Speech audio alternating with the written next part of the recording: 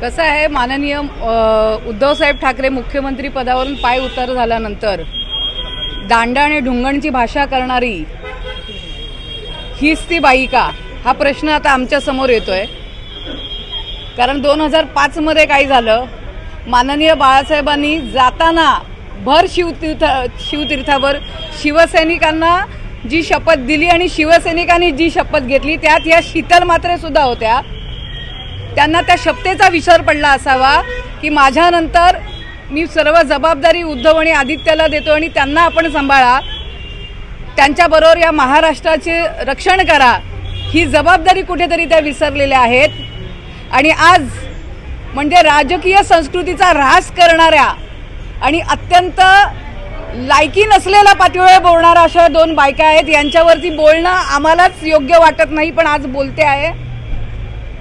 कारण काळा दिवस त्या म्हणतायत. आज त्याच उद्धव साहेबांचा वाढदिवस आहे ज्यांनी तुझ्यासारख्या अनेक शिवसैनिकांना नगरसेवकांची पदं दिली, विविध समित्या दिल्या आणि ज्यांच्या मागून मागून आपण कायम राहत होतात.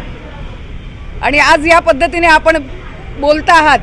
राजकीय संस्कृतीचा ऱ्हास याच्यासाठी म्हणते की कोणत्याही पक्षातील कितीही दुश्मन असले, कितीही शत्रू असले तरी देखील वाढदिवसाच्या दिवशी लोकांना शुभेच्छा दिल्या जातात, त्यांचं आयुरारोग्याबद्दल शुभकामना केल्या जातात. पण या सगळ्याचा विसर पडून शीतल म्हात्रेसारखी बाई आज ज्या पद्धतीमध्ये बोलते आहे ही अत्यंत लायकी नसलेली, म्हणजे तिच्यासाठी जे काही आहे उत्तर आमचं ते तिच्या खाली ज्या कमेंटमध्ये सामान्य लोक लिहितात तेच तिच्यासाठी असलेलं उत्तर आहे असं मला म्हणायचं. हे बघा, 40 आमदार गेले, त्यानंतर कित्येक खासदार गेले, लोकसभेचं चित्र आपण पाहिलेलं आहे. मी तुम्हाला विचारेन, आज साहेबांचा वाढदिवस आहे, एवढं पावसाचं वातावरण आहे, महाराष्ट्रभरामधून लोक आलेली आहेत, या गर्दीत काही कमी राहिले का, हा प्रश्न मला तुम्हाला विचारायचा आहे. आणि ही अशी गर्दी नाही की इतर पक्षांच्या नेत्यांच्या भाषणांना गर्दी होते आणि मतं मिळत नाहीत, तीही गर्दी नाही, ही निष्ठावंतांची गर्दी आहे.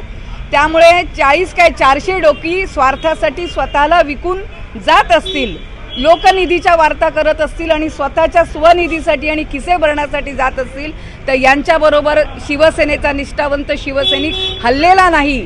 सामान्य जनता तिनेही आता महाराष्ट्राचा सूर ओळखलेला आहे.